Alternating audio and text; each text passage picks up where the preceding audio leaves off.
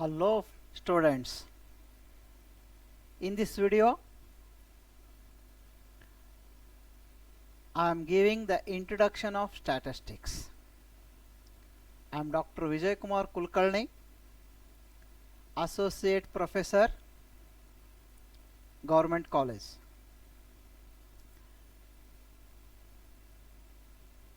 Introduction about the statistics. When man started counting, comparing and keeping records in one or the other form, the subject statistics seems to have originated. ಯಾವಾಗ ಮನುಷ್ಯ ಎಣಿಸ್ಲಿಕ್ಕೆ ಪ್ರಾರಂಭ ಮಾಡಿದ್ನೋ,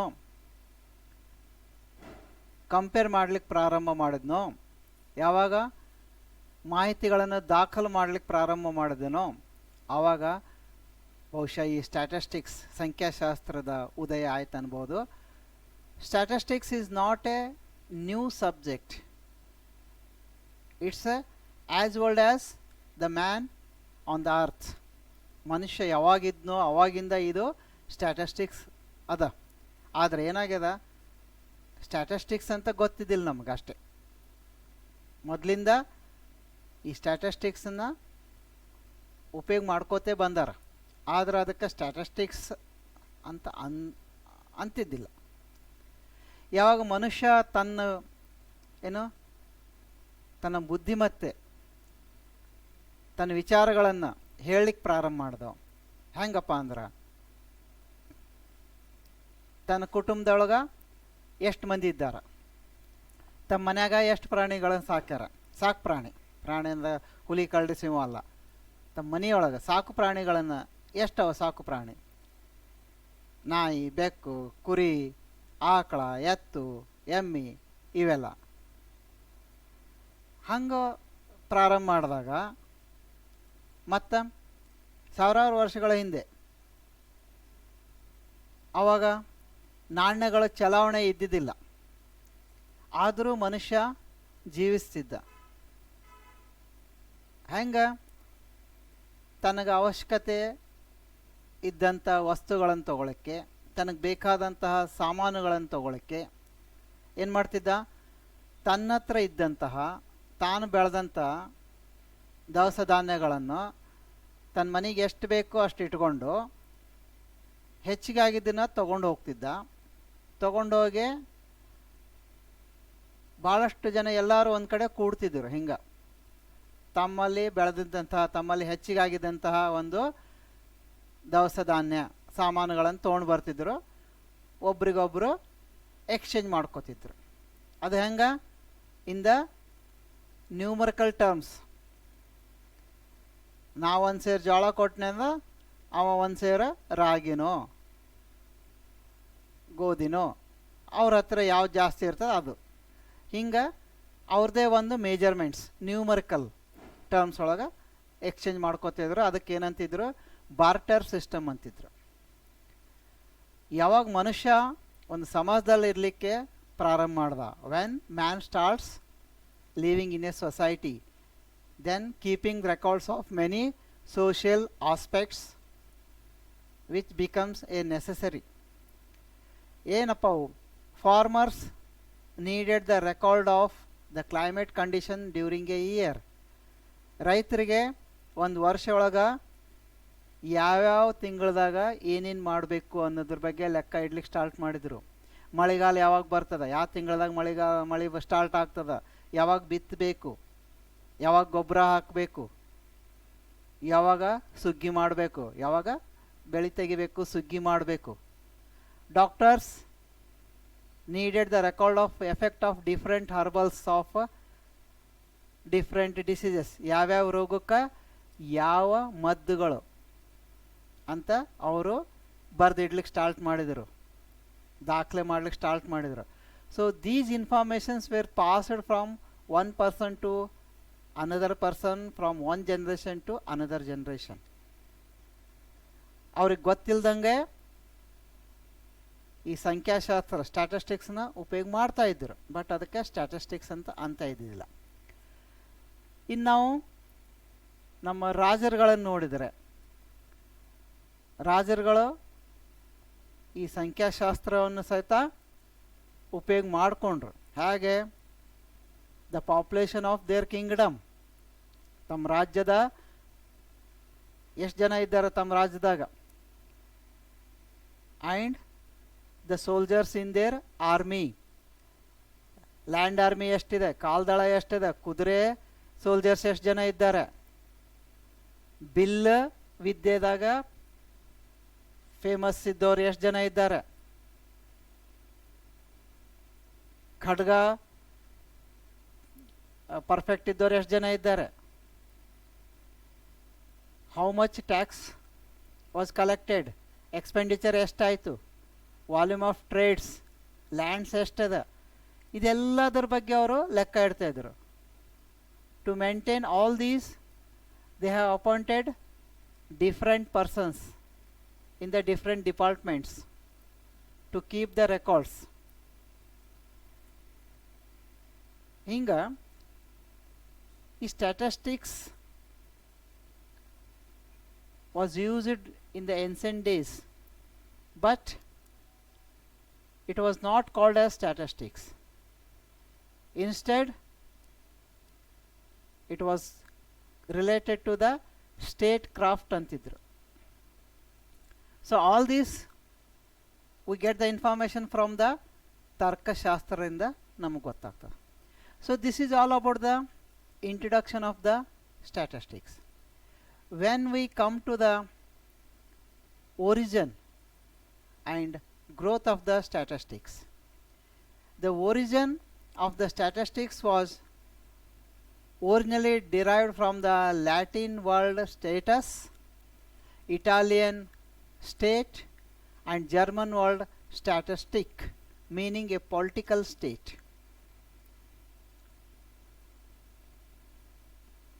Then coming to the definition, ಯಾವ ರೀತಿ define ಮಾಡಿದ್ದಾರೆ? One of the best definition of the statistics I am going to give: aggregates of the facts affected to a marked extent by multiplicity of causes, numerically expressed, enumerated, or estimated according to reasonable standards of accuracy, collected in a systematic manner for a predetermined purpose and placed in relation to each other. This definition was given by Professor Horace Sechrest. Let us see what it is, what the definition explains. Statistics are aggregate of facts. ಹಂಗಂದ್ರೇನು? Statistics are a number of facts. ಅಂದರೆ single or unrelated figures are not statistics. For example, if I say the age of a person is 30 years, the height of a student is 5 feet, these are not a statistics. But a series relating to the ages of group of a persons, the series relating to heights of students will be called statistics. Next, statistics are affected to a marked extent by multiplicity of causes. Generally speaking, statistics are affected, not a single. It is affected by marked extent by multiplicity of causes.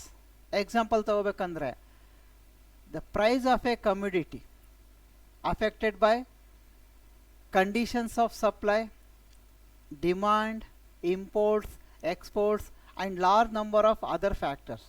ಯಾವುದೇ ಒಂದು ಕಮ್ಯುಡಿಟಿದು price decide ಮಾಡಬೇಕಾದ್ರೆ ಅದು ಯಾವುದ್ಯಾವುದಕ್ಕೆ effect ಆಗ್ತದೆ ಅಥವಾ ಯಾವುದ್ಯಾವುದು ನಾವು ನೋಡಬೇಕಾಗ್ತದೆ ಅಂದರೆ, supply ಎಷ್ಟಿದೆ, demand ಎಷ್ಟಿದೆ, ಇಂಪೋರ್ಟ್ಸ್ ಎಷ್ಟಾಗಿದೆ, ಎಕ್ಸ್ಪೋರ್ಟ್ಸ್ ಎಷ್ಟಾಗಿದೆ, ಮತ್ತು ಬೇರೆ ಬೇರೆ ನಾವು ಅದರದ್ದು ಎಫೆಕ್ಟ್ಸ್ ನೋಡಬೇಕಾಗ್ತದೆ. ಸಿಮ್ಲರ್ಲಿ ಒಂದು ಪ್ರೊಡಕ್ಷನ್ ನೋಡಬೇಕಾದ್ರೆ ಆ ಪ್ರೊಡಕ್ಷನ್ ರೇನ್ಫಾಲ್ ಒಂದು ಬೆಳೆ ತೆಗಿಬೇಕಾದ್ರೆ ಮಳೆ ಎಷ್ಟು ಮಳೆ ಬೇಕು, ಟೈಮ್ಲಿ ಮಳೆ ಆಗಲಿಲ್ಲ ಅಂದರೆ ಬೆಳೆ ಸರಿ ಬರೋಂಗಿಲ್ಲ. ಮಳೆ ಬಂತು, ಮೆಥಡ್ ಆಫ್ ಕಲ್ಟಿವೇಷನ್ ಬಿತ್ತಣಿಕೆ ಸರಿ ಆಗಲಿಲ್ಲ ಅಂದರೆ ನಮ್ಮದು ಚಲೋ ಬೆಳೆ ಬರೋಂಗಿಲ್ಲ. ಮಣ್ಣು ಸರಿ ಇದ್ದಿದ್ದಿಲ್ಲ ಅಂದರೆ ಬೆಳೆ ಬರೋಂಗಿಲ್ಲ. ಬೀಜ ಮತ್ತು ಬೀಜದ ಒಂದು ಗುಣಮಟ್ಟ ಸರಿ ಇದ್ದಿದ್ದಿಲ್ಲ ಅಂದರೂ ಸಹಿತ ನಮಗೆ ಚಲೋ ಬೆಳೆ ಬರೋಂಗಿಲ್ಲ. So the production is affected. The rainfall, method of cultivation, soil fertility, seeds and manure, ಇವೆಲ್ಲದರ ಎಫೆಕ್ಟ್ ಆಗ್ತದೆ. Therefore, it is very difficult to separately study the effect of each of these factors on the productions. So, statistics are affected by marked extent by multiplicity of causes. Statistics are numerically expressed.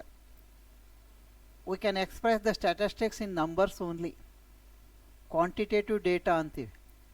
ಹಾಗಾದರೆ qualitative data ಏನು? The students are very intelligent ಅಂತೀವಿ. It is not statistics. The students are good ಅಂತೀವಿ.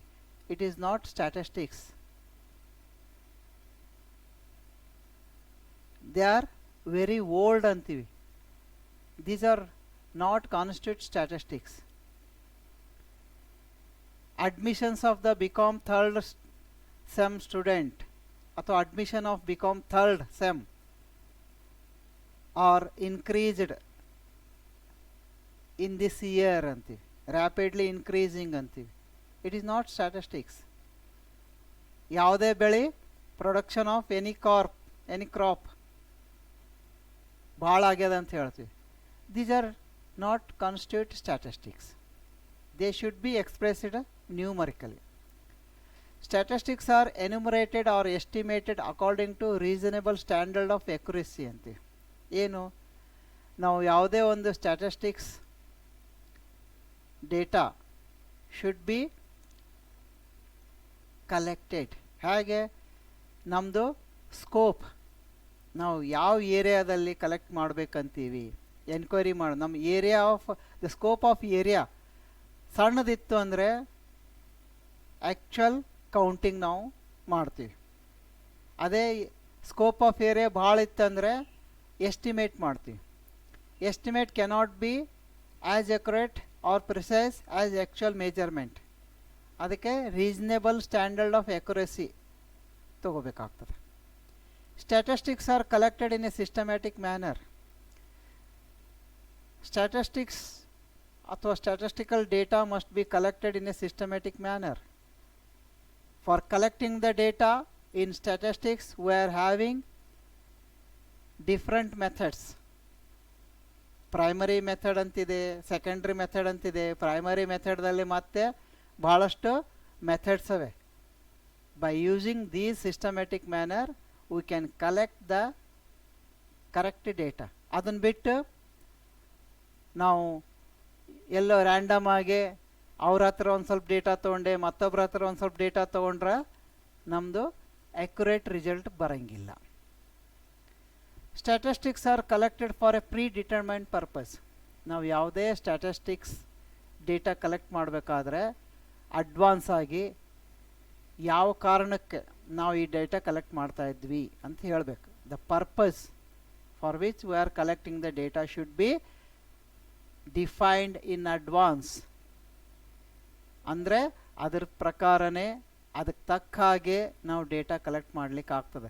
ಇಲ್ಲದೆ ಹೋದರೆ ಏನಾಗ್ತದೆ, ನಾವು ಫೀಲ್ಡಿಗೆ ಹೋದಾಗ ನಾವು ಎದಕ್ಕೆ ಕಲೆಕ್ಟ್ ಮಾಡ್ತೀವಿ ಅಂತ ನಮಗೆ ಗೊತ್ತಿದ್ದಿಲ್ಲ ಅಂದರೆ ನಾವು ಕಲೆಕ್ಷನ್ ಈಸ್ ನಾಟ್ ಅಕ್ಯುರೇಟ್.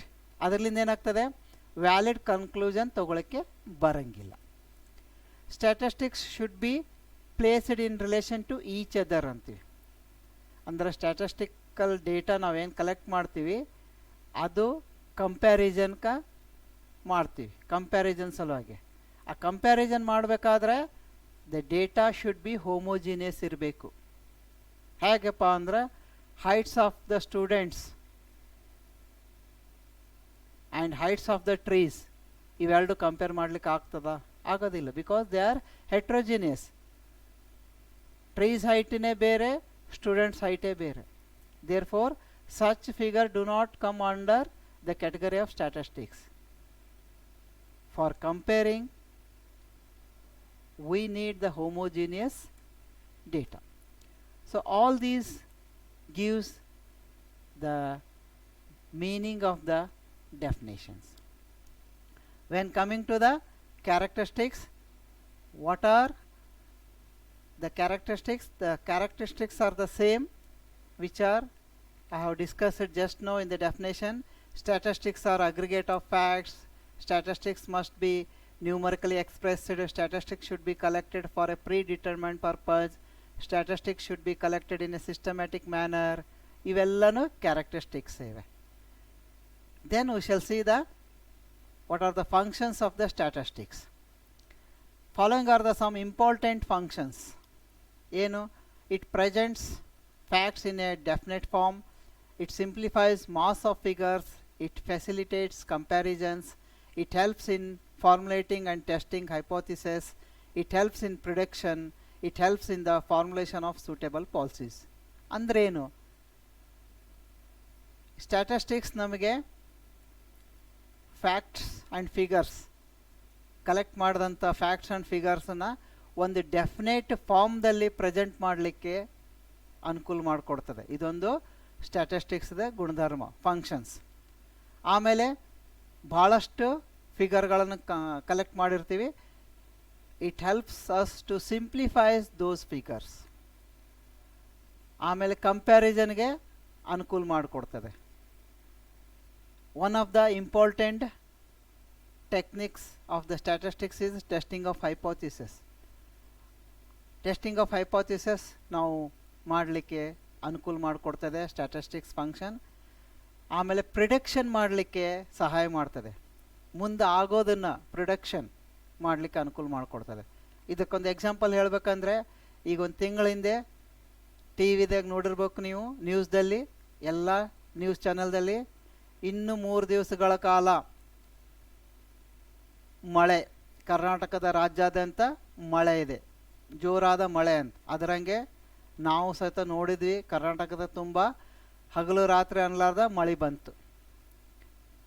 ಅದೇ ರೀತಿ ಈಗ ಬರ್ತಕ್ಕಂಥ ಚಳಿಗಾಲದಲ್ಲಿ ಚಳಿನೂ ಜಾಸ್ತಿ ಇರ್ತದಂತ ಪ್ರಿಡಿಕ್ಟ್ ಮಾಡ್ತಾರೆ. ಇದೆಲ್ಲ ಪ್ರಿಡಿಕ್ಷನ್ ಅಂದರೆ ಮುಂದಾಗೋದನ್ನು ಸಹಿತ ಮಾಡಲಿಕ್ಕೆ ಕೊಡಲಿಕ್ಕೆ ಸ್ಟ್ಯಾಟಿಸ್ಟಿಕ್ಸ್ ಹೆಲ್ಪ್ ಮಾಡ್ತದೆ.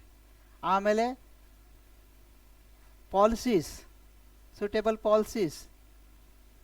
ಪಾಲಿಸೀಸ್ ಅಂದರೆ development for the country, for the state policies ಮಾಡ್ತಾರೆ ಗೌರ್ಮೆಂಟ್ ಪಾಲಿಸೀಸ್ ಮಾಡಬೇಕಾದ್ರೂ ಸಹಿತ ಸ್ಟ್ಯಾಟಿಸ್ಟಿಕ್ಸ್ ಯೂಸ್ ಮಾಡ್ತಾರೆ. 5 year ಪ್ಲ್ಯಾನ್ಸ್, ಕೆಲವೊಂದು ಡೆವಲಪ್ಮೆಂಟ್ ಪಾಲಿಸೀಸ್ ಮಾಡಲಿಕ್ಕೆ ಸಹಿತ ಸ್ಟ್ಯಾಟಿಸ್ಟಿಕ್ಸ್ ಯೂಸ್ ಮಾಡ್ತಾರೆ. So we have seen all these things: introductions, growth, origin, definition, its meaning, characteristics and functions of the statistics in this video. Thanks for watching the video. Please watch the video until end. Give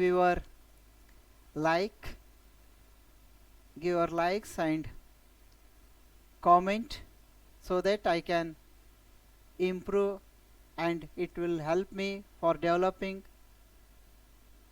some more better videos. And in my next video I am discussing about the important topic, central tendency. Thank you all.